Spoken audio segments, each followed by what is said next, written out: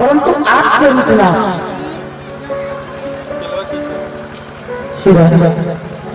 ये दुनिया का काम है रुकना।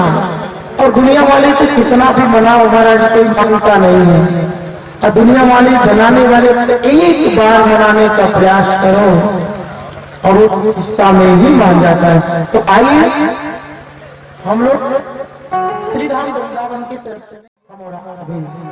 वृंदावन की तरफ करते हैं। और श्री किशोर कहते हैं किशोरी नंदन कि जब बहुत बड़ी कृपा होती है तो कोई वृंदावन वास करता है, अन्यथा आपकी कृपा के बिना वृंदावन का दर्शन कर ले ये तो परम सौभाग्य नहीं हो सकता। जब आपकी कृपा होती है तभी जाकर के कोई वृंदावन वास करता है। आप लोगों ने वृंदावन इसमें से भक्तों में से कौन वृंदावन गए हैं? वृंदावन महाराज, अरे आपको पहले ही गए हैं महाराज। आप लोग नहीं गए ना, एक बार वृंदावन चल के देखो, आनंद आ जाएगा। आइए श्री किशोरी जी अवश्य आएंगे जी। ऐसे नहीं होगा तो कैसे होगा?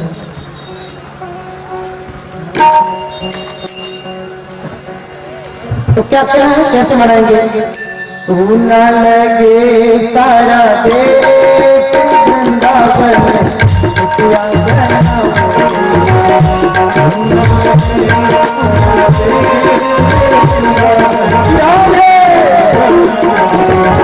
सुना लगे सारा देश वृंदावन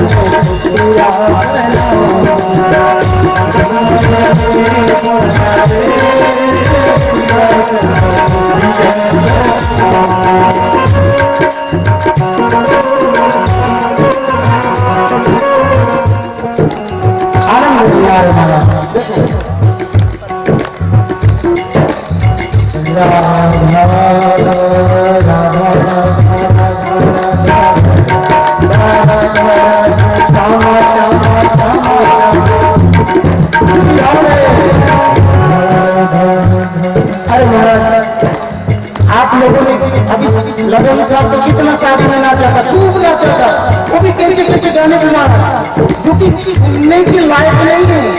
माता भी नच रही है, भैया भी नच रहा है, बहना भी नच रही है, पिताजी भी नच रहा है, क्योंकि समाज के तौर पे गाना आदरणीय नहीं है और उनको भगवान की कृपा है। ऐसे नहीं, ऐसे करो, ऐसे करो। सुन लगे सारा घर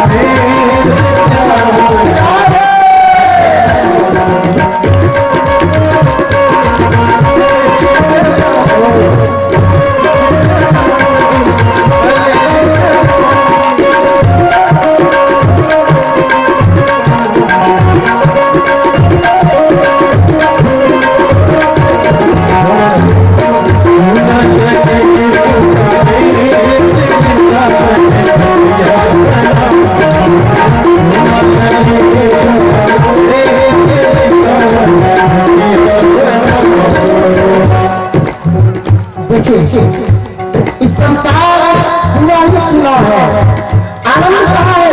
मेरे परमात्मा की श्री चरणों में आनंद है। तो कैसे मनाए, कैसे मनाना है, कैसे प्रभु से कहे, हे प्रभु आप मेरे हो और मैं आपका हूँ, और मेरे कन्हैया कैसे लिखेंगे? मैं गिरधर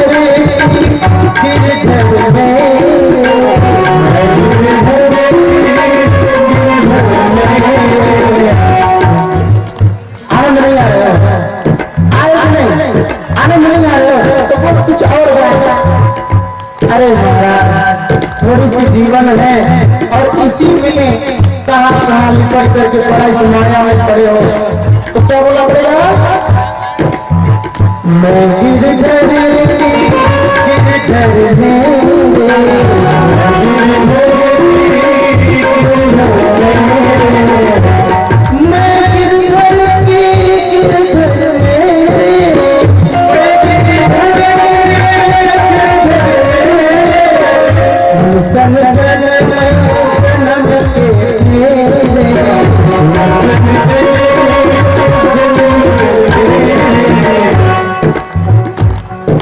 दुनिया वाले साथ फेरे लिए कि नहीं लिए, इस बात की कोई गारंटी नहीं है। हमारा इस संसार वाले पति है, इसलिए साथ फेरों विवाह के समय लिए कि नहीं लिए, इस बात की कोई गारंटी नहीं है। लेकिन मेरा और आपका संबंध मेरा कन्हैया से डायरेक्ट ऐसे होना चाहिए, और ऐसा है क्योंकि वो जगतपति है और हम उनकी पत्नी हैं। तो इसलिए क्या करा है, सन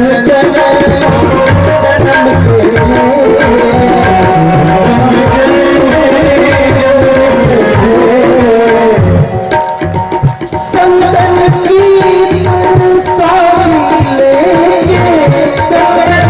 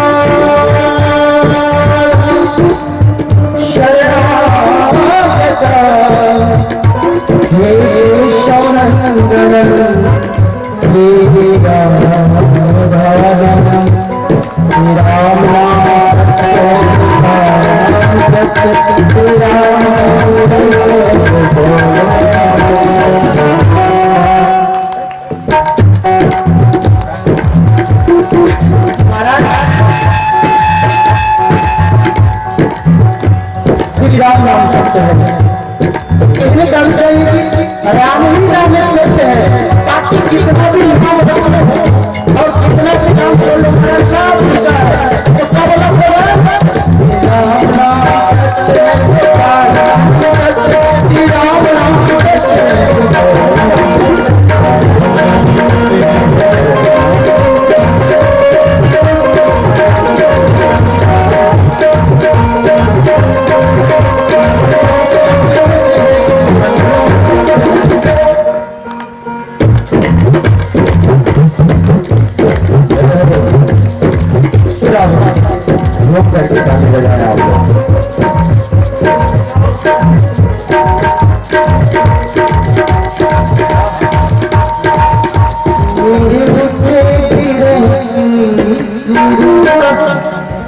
मेरे कुत्ते भी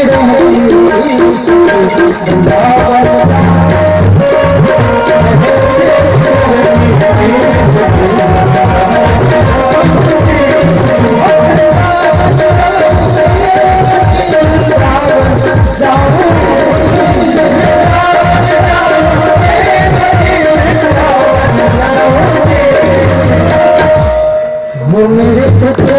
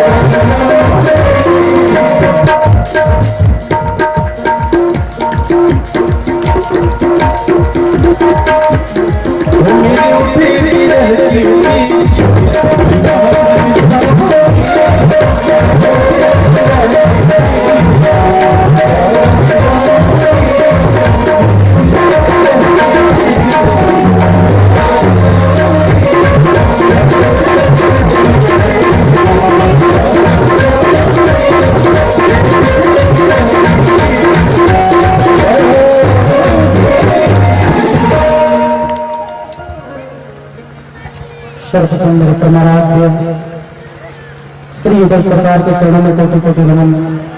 उनसे प्रार्थना अपना आशीर्वाद मुझे प्रदान करें, उनके उपरांत करें परम सदैव श्री सद्गुरुदेव भगवान के चरणों में कोटि कोटि नमन। उनसे प्रार्थना अपना आशीर्वाद अपनी पुत्र के ऊपर बनाए रखें। मेरे माता पिता के चरणों में कोटि कोटि नमन सुनाई रखते हैं।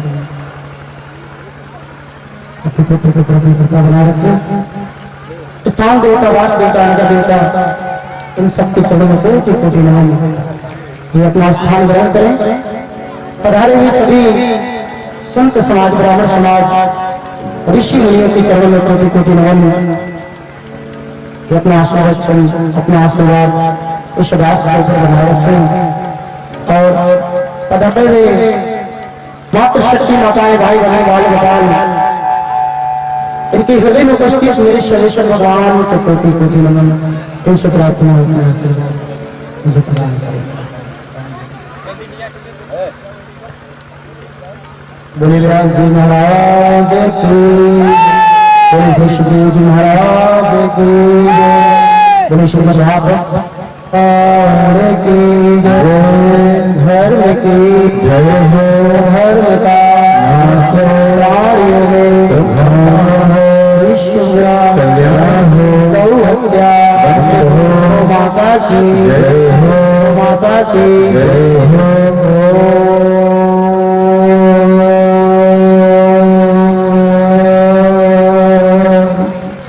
शांति शांति शांति।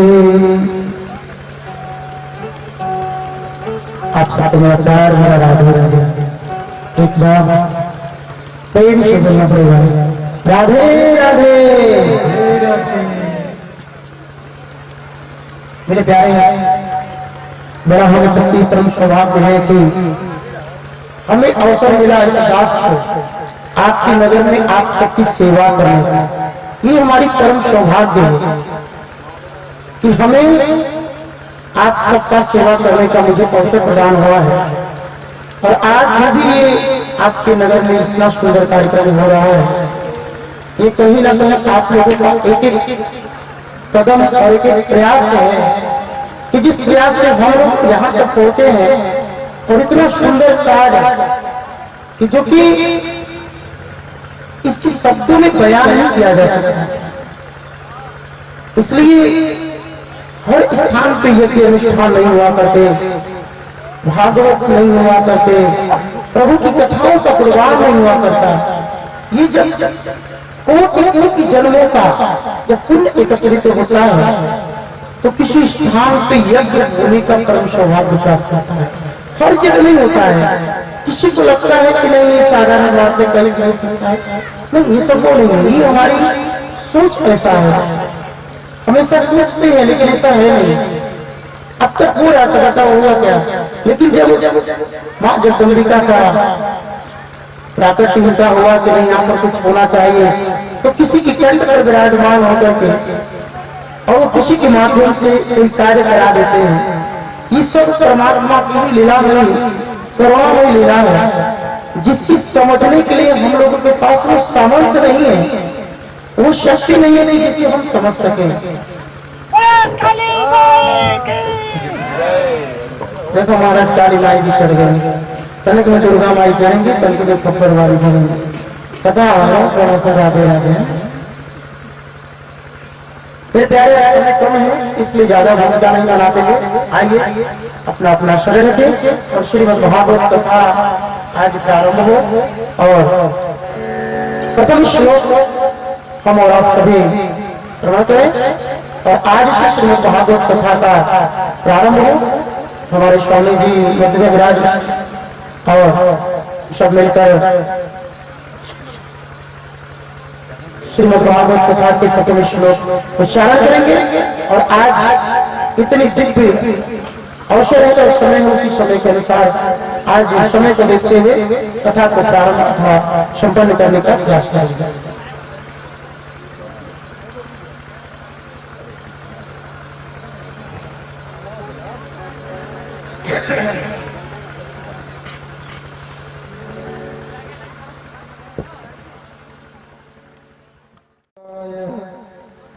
विश्व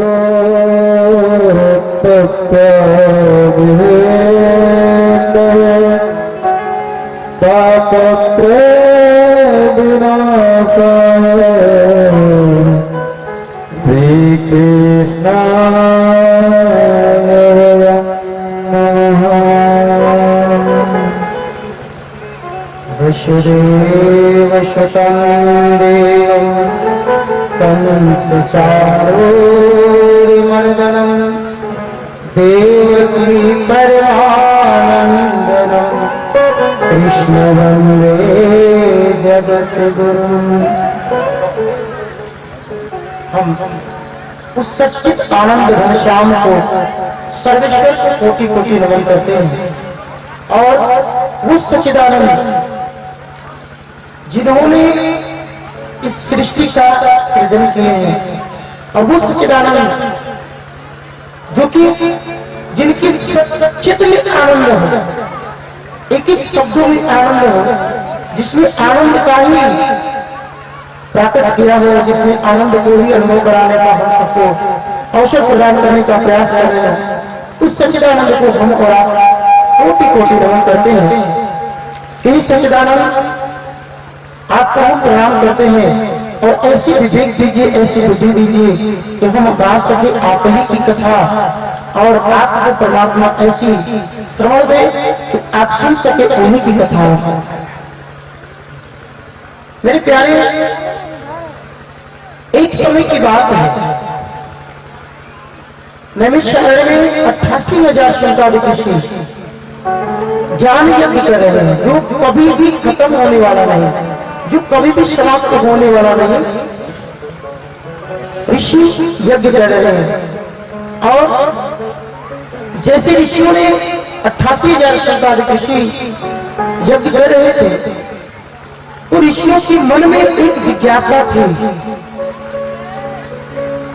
कि आने वाले कलकाल के लोगों का कल्याण कैसे होगा, कैसे उद्धार होगा। एक दूसरे में ऋषि कल्पना कर रहे थे कि आने वाले कलयुग के लोगों का कल्याण कैसे होगा। एक दूसरे को 88,000 शौनकादिक ऋषि विराजमान थे तो आपस में इस बात का विचार कर रहे थे कि आने वाले कलयुग के लोगों का कल्याण कैसे होगा। संत किसे कहते हैं? जो अपने नहीं, जो सबके कल्याण की बातें करता हो, जो सबके हित की बात करता हो। और आज के कल काल में इस कलयुग के लिए हमारे शौनकादिक ऋषियों ने पहले ही प्रश्न किया कि आने वाले कलयुग के लोगों का कल्याण कैसे होगा।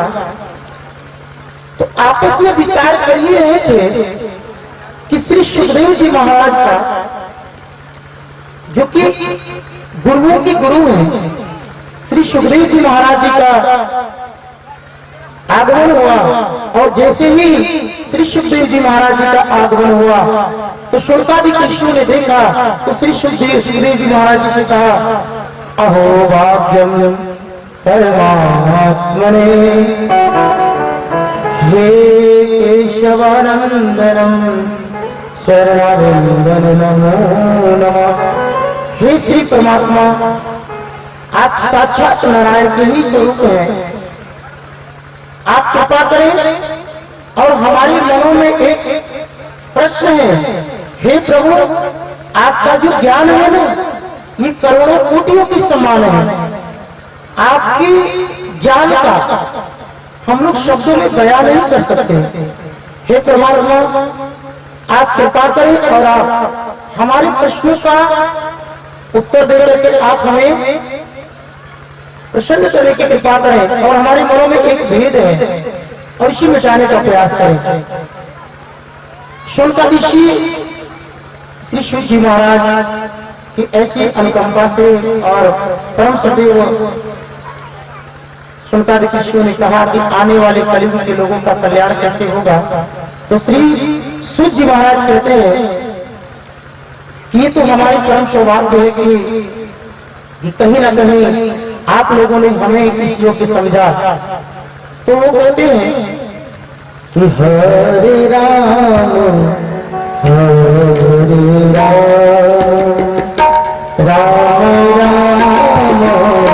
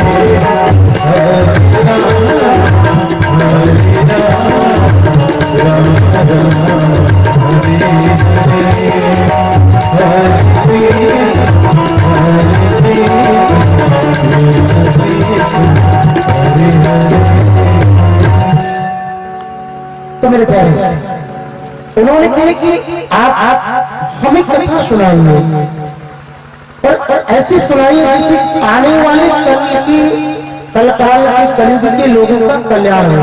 पर प्रभु एक बात सुनिए, कथा सारम मम कर्ण सार, प्रभु कथा का सार सुनाइएगा, पूरी कथा में सुनाइएगा। तो श्री सूत जी महाराज जी ने कहा कि हे ऋषियों, आप कथा का सार क्यों सुनना चाहते हैं? कथा तो पूरी सुननी चाहिए।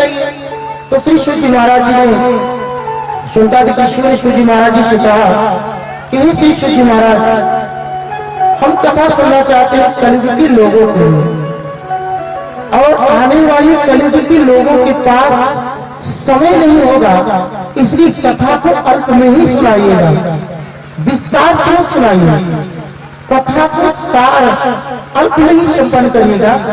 तो श्री सूत जी महाराज कहते हैं कि हे ऋषियों, आओ हम आपको श्रीमद् भागवत कथा सुनाते हैं। तो उन्होंने कहा, श्री 88,000 सुनकादिक ऋषियों ने, श्री सूत जी महाराज, हम किसी और से क्यों सुनने जाएं, ये आप ही कथा सुना दीजिए। उन्होंने कहा कि बहुत अच्छी बात है, हम सुना रहे हैं आपको। और व्यासपीठ पे श्री सुखदेव जी महाराज, श्री शिव जी महाराज जी को विराजमान कराया गया। सुनकादिक ऋषि नीचे विराजमान हो गए और श्रोता के रूप में विराजमान होकर के श्री सूत जी महाराज प्रवक्ता के रूप में, व्यास जी के रूप में विराजमान होकर के वो कथा कहने लगे। और उन्होंने कहा कि ही सुनकादिक ऋषि सुनो,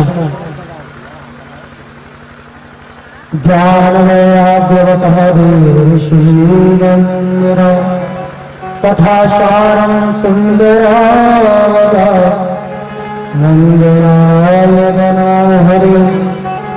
हे श्री सुनकादिक ऋषि, एक समय की बात है, देव ऋषि नारद अनेकों तीर्थों में भ्रमण कर रहे थे, और भ्रमण करते करते वो श्रीधाम वृंदावन पधारे। और जब श्रीधाम वृंदावन पधारे तो उन्होंने एक दृश्य देखा, और बड़ा ही ऐसे दृश्य उन्होंने देखा कि कल्पना करना ही उनके लिए बड़ा अचरज था। वो सोचने लगे कि जैसे वो प्रथम वृंदावन पधारे तो वृंदावन पधार करके उन्होंने जो दृश्य देखा कि एक नवयौवन स्त्री है और उसके साथ दो अचेत पुरुष पड़े हुए हैं। स्त्री नवयौवन है और जो उसके साथ जो पुरुष है वो अचेत पड़े हुए हैं, वृद्ध है। और श्री नारद को एक मन में संदेह हुआ कि ये कैसे दुख है। उनके पास जाऊं और उनकी व्यथा जानने की कोशिश करूं, लेकिन फिर भी उन्होंने सोचा स्त्री है, जाना उचित नहीं होगा। उन्होंने कल्पना करने लगा कि मैं कैसे इनकी दुखों को दूर करूं, इनकी समस्याओं का कैसे समाधान करूं। ये सोचने लगे तो जाने लगे देवर्षि नारद। देवर्षि जैसे जाने लगे तो उनको लगा कि नहीं ये संत है। तो जो स्त्री थी उन्होंने कहा, साधु, ये संत महाराज, ये संत भगवान, आप ठहरिए, मेरे मन का जो भ्रम है वो मिटाइए। मेरे मन में एक प्रश्न चल रहा है, उस प्रश्न का मुझे उत्तर देकर मुझे संतुष्ट करिए। उन्होंने कहा, ये मेरे पुत्र हैं। हे संत भगवान, ये मेरे पुत्र हैं और ये ऐसी कृपा करिए। और मेरे दुखों का एक इतना बड़ा कारण है कि मैं इनकी मां होने के बाद भी मैं वृद्ध हूँ और ये जो मेरे पुत्र हैं, मैं जवान हूँ और मेरे पुत्र जो है वृद्ध है। चूंकि उल्टा हुआ, मां को वृद्ध होना चाहिए और जो पुत्र है उनको नौजवान होना चाहिए। यही मेरे दुख का कारण है। यथा इस संत भगवान मुझे मेरे दुखों का कारण बताइए। मेरे दुख हैं और ये दुखों को मेरे दूर करिए। तो श्री देवर्षि नारद ने कहा कि देवी आप परेशान ना हो, मैं प्रयास करता हूँ आपके दुख को दूर करने के लिए। अनेकों उन्होंने उपाय किया, परंतु वो ज्ञान जो उनका नाम उनका ज्ञान और वैराग्य था, वो कुछ समय के लिए थोड़े से नेत्र खोलते फिर उसके बाद बंद कर लेते। तो उन्होंने ये सोचा मैं क्या करूं जिससे मेरी दुख है इनके, इतनी बड़ी भक्ति किया, चिंतन किया और आज मैं इनको ठीक नहीं कर पा रहा हूं। तो श्री देवर्षि नारद शौनकादि ऋषियों का स्मरण किए, सनातन सनत संत कुमार को, और उनसे कहने लगे कि प्रभु एक हमारे मन में भ्रम और मेरे दुखों का एक कारण है, मैं आपसे जानना चाहता हूँ। तो उन्होंने कहा कि हे देवर्षि नारद, जिनके मुखमंडल कमल की समान खिलखिलाता हो, आज उनके मुखमंडल इतने उदास क्यों है? उन्होंने कहा कि इस शौनकादिक ऋषि में आपसे क्या कहूं, मेरे दुख का कारण ये है कि ज्ञान और वैराग्य अचित पड़े हैं और मैंने बहुत प्रयास किया कि उनको ठीक कर सकूं, परंतु मैं ठीक नहीं कर पाया। यही मेरे दुख का कारण है। आप कोई मार्ग बताएं जिससे हमने उन्हीं सहजता में उनकी जो नेत्र बंद है उस नेत्र को मैं खोल सकूं, मैं ठीक कर सकूं। तो श्री शौनकादिक ऋषियों ने कहा कि हे देवर्षि नारद, आप उन्हें श्रीमद् भागवत कथा श्रवण कराइए और उनकी सहजता में ही उनका मुक्ति कल्याण हो जाएगा। तो देवर्षि नारद ने कहा कि हे प्रभु, मैं इस कथा को कैसे सुनाऊं और कैसे कहूं, आप कृपा करके ये कार्य आप ही कर दीजिए। तो उन्होंने कहा श्री देवर्षि नारद की शौनकादिक ऋषियों से कि हे प्रभु, इस कार्य को आप ही करके और ज्ञान वैराग्य की इस जो पीड़ा है, उनका जो दुख है, इस दुख से उन्हें मुक्ति प्रदान कराइए। तो उन्होंने कहा हे देवर्षि नारद, आप जो भी कह रहे हैं ये परम सत्य कह रहे हैं और ऐसा ही होगा। तो श्री शनकादिक ऋषियों ने ज्ञान और भक्ति और वैराग्य को कथा सुनाई और जैसे उन्होंने कथा सुनाया तो ज्ञान और वैराग्य की मुक्ति हुई और देवी भगवती सौ शरीर प्रकट हो गई और उनका भी आत्म कल्याण हो गया। और इतना आनंद आ गया महाराज, देवर्षि नारद ने कहा कि महाराज बड़ा ही आनंद आ गया। और आज हमारे दुखों का जो कारण है, जो दुखों का जो हमारी मन में जो भेद है, जो मन में जो गांठ था, आपने समाप्त करने का प्रयास किया। हे देवर्षि नारद। और देवर्षि नारद ने शनकादिक ऋषियों को प्रणाम करके कहने लगे कि ओम नमो भगवते वासुदेवाय, ओम नमो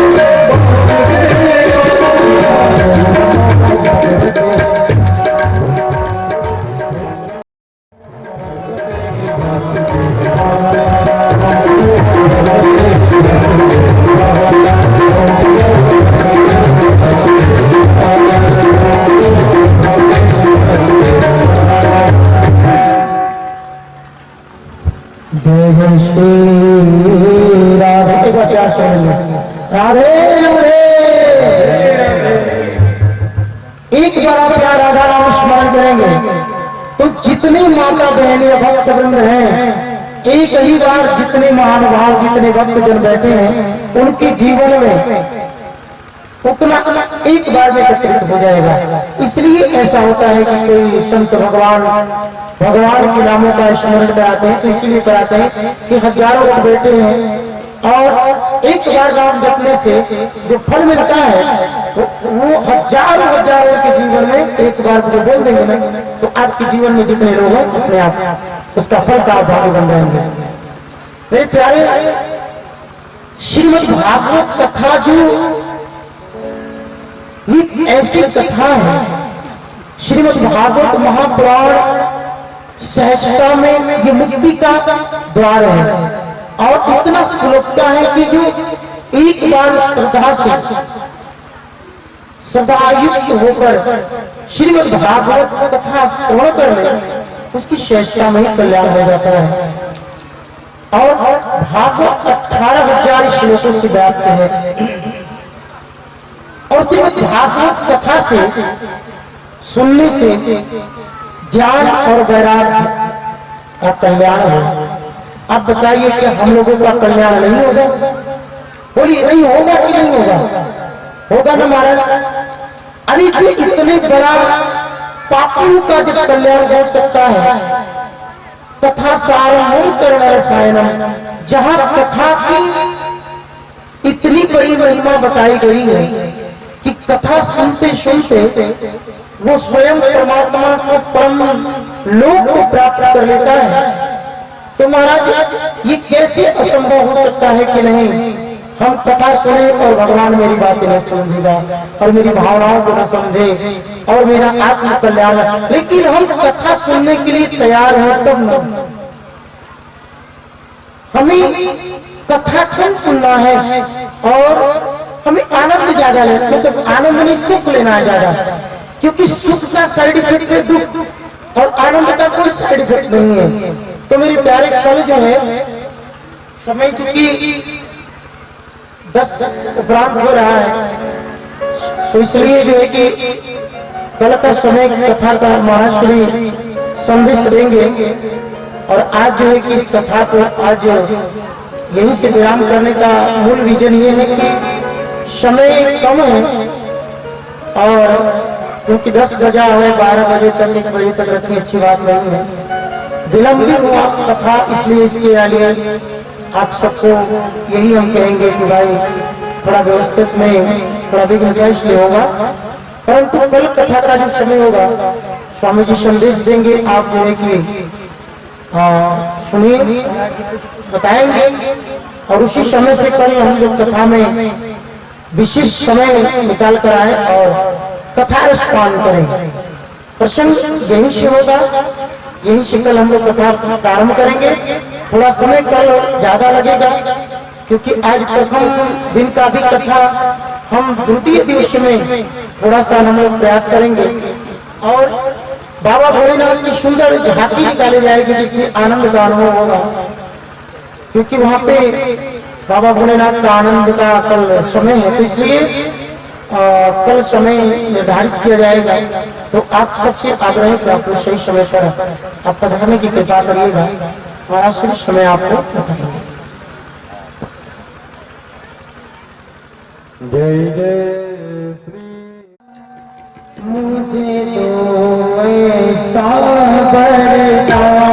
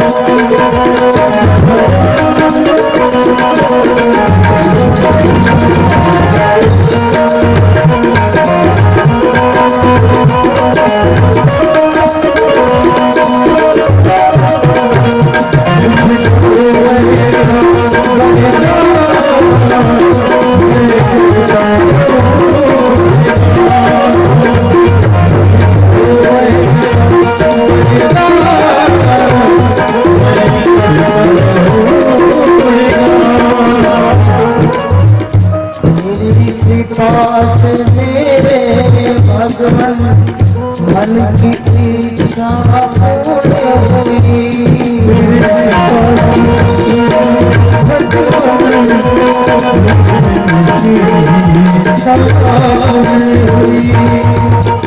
मेरी कृपा से मेरे भगवान मेरे मन की इच्छा पूरी हुई।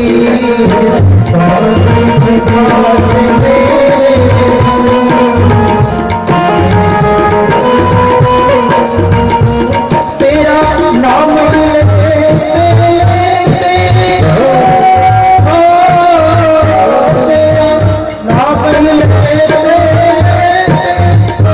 इसके तन से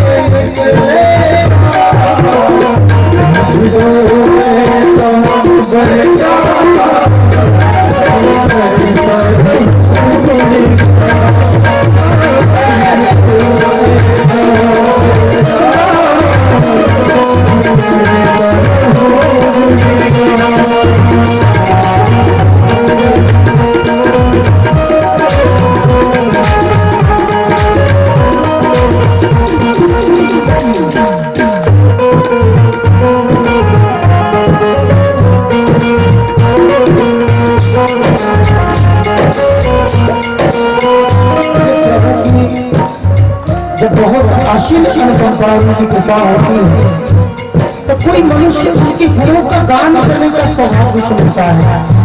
ये हर एक लोगों को सौभाग्य नहीं है कि वो परमात्मा का गुणगान कर सके। ये जो उनकी आशीष अनुकंपा होती है, आशीष कृपा होती है, तो कोई व्यक्ति भगवान का गुणगान करने का परम सौभाग्य बनता है। तो इसीलिए कहते हैं मुझे जो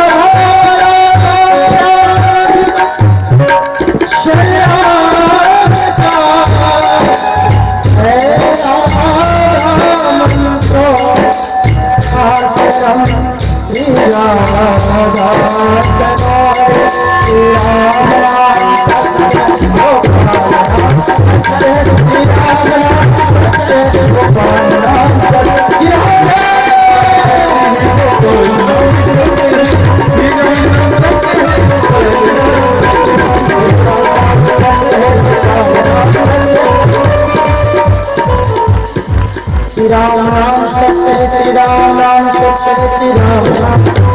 देखिए श्री राम राम सत्य ये श्री राम राम सत्य मरने के बाद ये सुनने को मिले महाराज। ये क्या गारंटी है कि मरने के बाद भी सराउं में बात पहुंचेगी कि श्री राम राम सत्य है।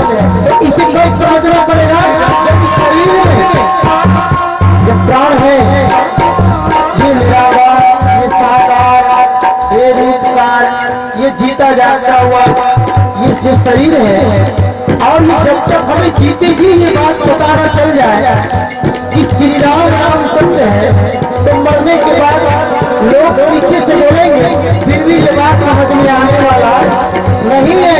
तो मेरे प्यारे क्या बोला बोला राम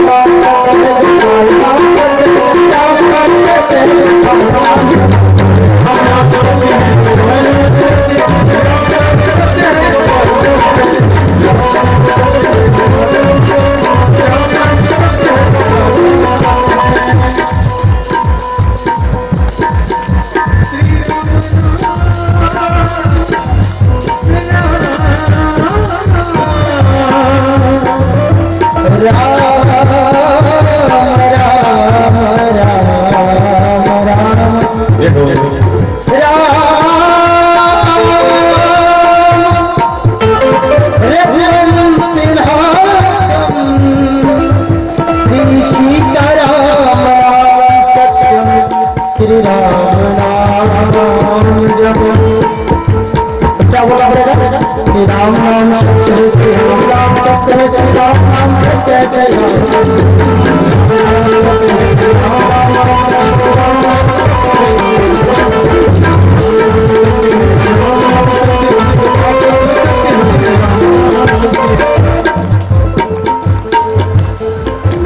एक बार श्री गोस्वामी तुलसीदास जी ने